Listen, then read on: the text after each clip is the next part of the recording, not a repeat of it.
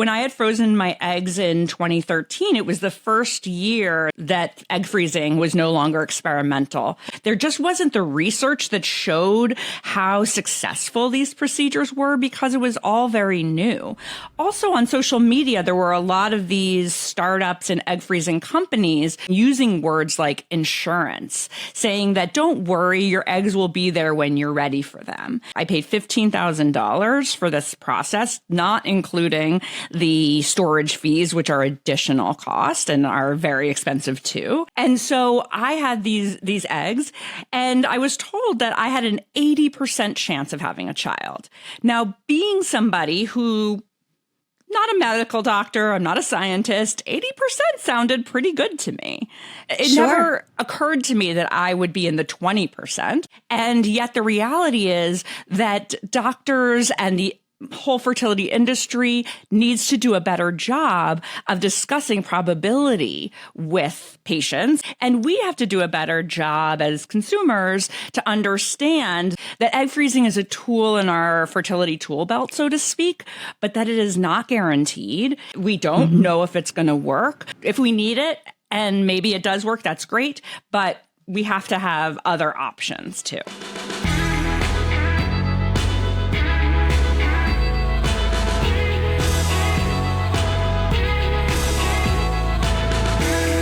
Hey everyone, thanks so much for joining us today on HerMoney. I'm Jean Chatzky, and today's topic is personal.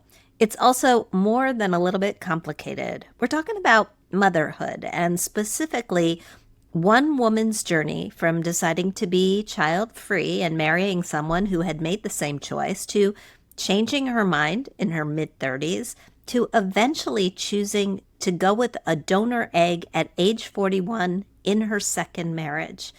Today, for the first time in U.S. history, women over 40 are having more babies than teenagers are, which is certainly something to celebrate. But we also know that there can be a cost to waiting.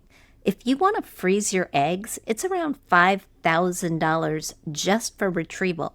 A single round of IVF, in vitro fertilization, can run $12,000 to $30,000. And IVF using your own eggs isn't the only option. There are other routes too. The entire process of having a baby using donor eggs, that can cost around $47,000. And I could go on, but I won't, because my guest knows all of this intimately.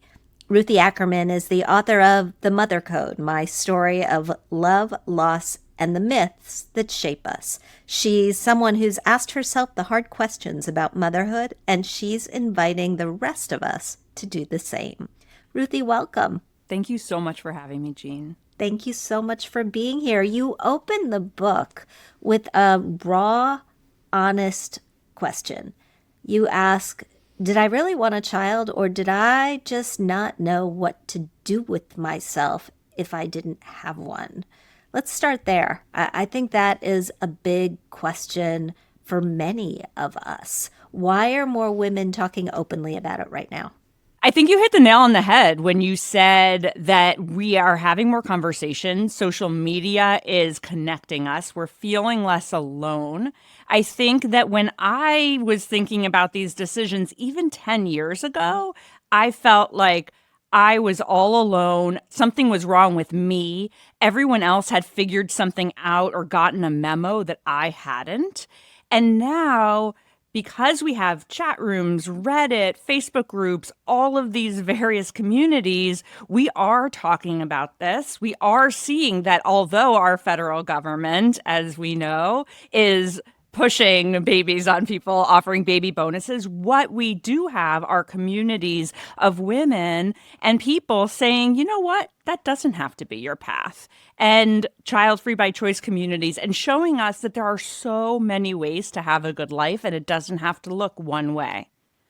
I think so many women are struggling with these choices because it feels like our runway has been expanded, in part by technology, in part by longevity, in part by the fact that we have career choices that we did not have many, many decades ago. What you ended up doing in freezing your eggs turned out to send you down, as I said, a pretty expensive road. So, what do you think that women need to understand about this particular path? What questions should we ask ourselves? Should we ask our doctors before we sign on?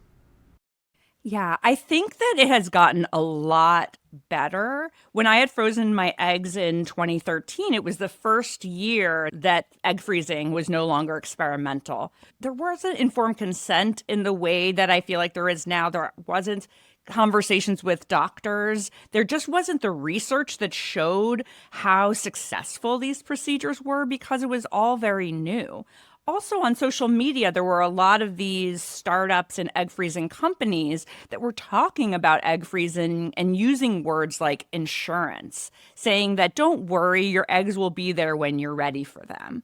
When the truth that I learned, and many women I know have learned, is that egg freezing is not successful most of the time. But that's not the image that we're shown. I mentioned in the book, I paid $15,000 for this process, not including the storage fees, which are additional cost and are very expensive too. I said that it's $1,200 a year. It's like as much as a Soho House membership or a gym membership, but none of the benefits. And so I had these eggs, and I was told that I had an 80% chance of having a child.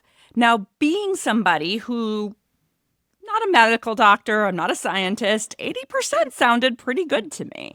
I Sure. never even assumed, it never occurred to me that I would be in the 20% because 80% sounded great. And yet the reality is that doctors and the whole fertility industry needs to do a better job of discussing probability with patients, with women and families. And we have to do a better job as consumers to understand that egg freezing is a tool in our fertility tool belt, so to speak, but that it is not guaranteed. It is not, we don't know if it's going to work. So we shouldn't depend on it. But if we need it and maybe it does work, that's great. But we have to have other options too.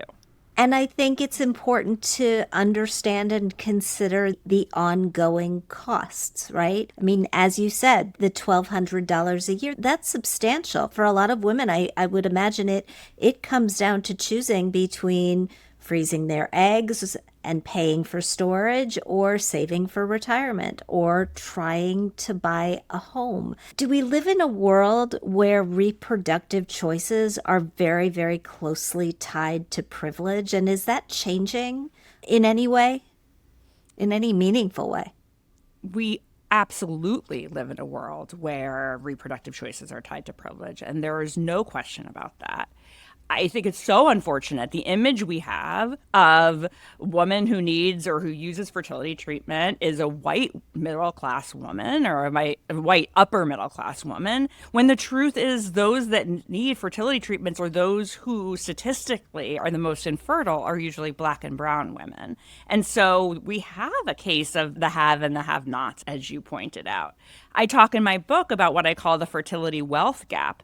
This idea that we as women, we start off, as we know already, making less money than men. We don't ask for raises or promotions as often. We don't save as much for retirement for those reasons. And now it's falling on us in our 20s and early 30s and even beyond to pay for the privilege, if we even have that option, of fertility preservation. And yet we know that as a society, it benefits all of us when women start their families later, and it benefits men too. So what I was wondering is, how do we make it so it doesn't fall only on women to preserve their fertility?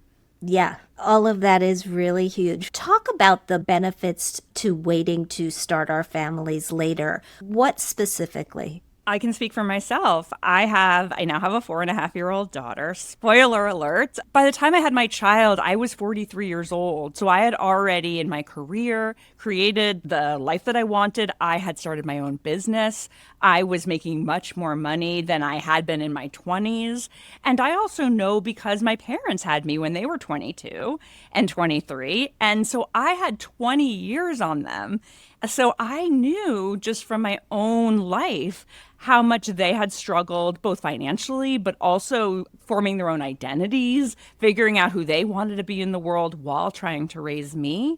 And I had, not that I'm not still evolving, but I had figured a lot of that stuff out before I had children. So I had, or a child. So I had more time, more of a sense of how I wanted to mother, more intentionality in my parenting. All of that is huge. You froze your eggs in your mid-30s. You had a baby at 43. What happened in between? Ooh, a lot happened in between. One of the parts that I just want to mention, because I think this is important, is that even when I knew that I might want to have a baby, I stayed in my marriage anyway. So I have a scene in the book that I like to point out because I was talking to my therapist and she said to me, how much on a scale of 0 to 100, how badly do you want to have a baby? And I said 55%. And she said, there you go. And I said, 55%? Shouldn't I be all in if I'm going to be a mother? I'm going to annihilate my dreams, my identity for 55% certainty? And she said, why is 55% not enough? And for 2 more years, I struggled. I stayed in my marriage for 2 more years because I thought 55% wasn't enough to leave my marriage. And it turned out that my husband actually left me. It wasn't me that walked away. And I do think that's an important moment in the book because for me, I wasn't brave enough in that moment to make the choice to follow my deepest desires. I was willing to continue to pretzel and contort myself. And now I know that so many of us, it's not necessarily a personal flaw. So many of us pretzel and contort because we're told to be people pleasers. We're taught that from a very young age. And so once my husband left me, a lot of things happened, but I spent a long time dating. If any of you have been on the dating apps, you know about that experience. And I eventually met someone else who became my second husband, Rob. And we went to thaw those eggs that I had frozen and learned that none of them were viable. So what I had thought was my insurance policy, it turned out was not an insurance policy at all. And we had waited. We had met when I was 39, Rob and I. We were trying to figure out whether we should be together, whether we could, be on the same timeline about becoming parents. We had both just gotten out of marriages. And we thought, you know what? We have these frozen eggs. We had an 80% chance it would work. So we went on that. And so only when I was 42, 41, almost 42, did I learn that those eggs weren't going to work. And so then we scrambled. I did 2 rounds of IVF and scrambled to try to, use fresh eggs from my 42-year-old eggs. And those both didn't work either. And then eventually a doctor had said to me, you know what? If you want to have a biological baby, you should probably consider donor eggs. And donor eggs was something I'd never even heard of. I had heard of donor sperm. I knew about that. But donor eggs there was so much shame and secrecy, I now believe. And that's why we don't talk about donor eggs. What I think is so interesting about your quest is that you went through so many of the different fertility options that people have. The donor egg world, you're right, is not a world that many of us know about. So tell us, how do you know if this is a good option for you if you want to have a child? How much does it cost? How does it work? I didn't know it was a good option for me. That's the truth. And we don't know. What I knew was that I wanted to have a child. At that point, I was on that path. I wanted to, if I could, be able to give birth to a child. Of course, adoption was still on the table in my mind. There were other options on the table, but I wanted to do what I could to be able to have a biological child. And so donor eggs was the option that was presented to me. And I could have done another round of IVF with my own eggs, But my doctor said that would be about a 10% chance that my own eggs would work compared to a 65% chance with donor eggs. And to come back to the money point, we only had enough money at that point because by the time we thawed the eggs, the original eggs that I had frozen, and then done the 2 rounds of IVF, that was already $50,000 in 1 year. Insurance did not cover any of that. Like my work didn't cover any of that. And so it just felt to me like we had one shot at this. We can try one more time with my own eggs with a 10% chance of it working, or we try donor eggs with a 65% chance. So really in that moment, it felt like a numbers game. And I didn't understand, I didn't fully comprehend that I would be picking, almost like a dating site, picking the woman whose DNA would replace my own. It was a very emotional decision. And I was feeling like I was looking for my replacement, although, of course, that is not true. I felt like I should find someone who looks like me. I was like, is this person going to be funny? Because I think humor is so important. Are they going to have a good personality? Like, what are the things, if we're given the choice, what are the things we should try to control for? Not that there's any control, but when we're trying to feel some sense of certainty, we grasp onto whatever that might be. And of course, I knew nothing about genetics and DNA either. So, how much did the process end up costing? The process of donor eggs ended up costing about $47,000 all in. Wow. And fast forward 9 months from then, and you delivered a healthy baby girl. I did. But I make a joke with Rob. Rob and I both joke that, she already was in the red when she was born because with that $100,000. So she owes us. They all owe us, by the way. Yeah, They yeah. all owe us.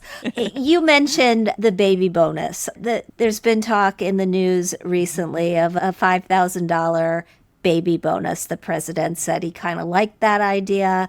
I don't believe it has made its way anywhere close to either law or even executive order. Not that it would be possible by executive order. But what do you think of it? I mean, we're at a point in our country right now where by 2038, if nothing changes, the population of the United States will be shrinking. Do you think a bonus could move the needle? Or do you think we're just in a different era? Jean, I think what would move the needle is if women believed we lived in a society that cared about our self-actualization. If we believed that we could be mothers and follow our dreams, be mothers and have the careers we wanted, be mothers and have the support systems and policies that would help us care for our children, I think women would have more children. I don't think we need baby bonuses. I don't think we need medals. I heard about we're going to get awards for having 6 children or more. I think it isn't about that. I think it's about really investing in equality and in believing that women are entitled to a good life beyond marriage and motherhood. Now that you have, and by the way, that you're right about the policies. I mean, I don't think anything would move the needle as much as childcare policies in the United States. We could talk about that for hours. But you are now at the point where you've come through this journey. You've written a book about it. You've got a 4.5-year-old. How do you feel about motherhood today? I feel so differently than I did before I had a baby. I feel there's so much joy I didn't understand. There's the dread that I had worried about did not come to fruition for me. I feel that we do women a disservice when we tell them, number one, that they're going to have an aha moment that says, now's the time to have a child, or I'm 100% in. I also think we do women a disservice by saying that we should know and feel like mothers before we even become mothers. Because as I wrote in my book, I became a mother through loving and commitment and caretaking of my child. And so that was only after she was born and only months and years in. So I became a mother as I mothered. It wasn't something that just happened or was automatic or could ever have happened before I actually had a child. And what do you say to women who go down the road and decide it is really not for me?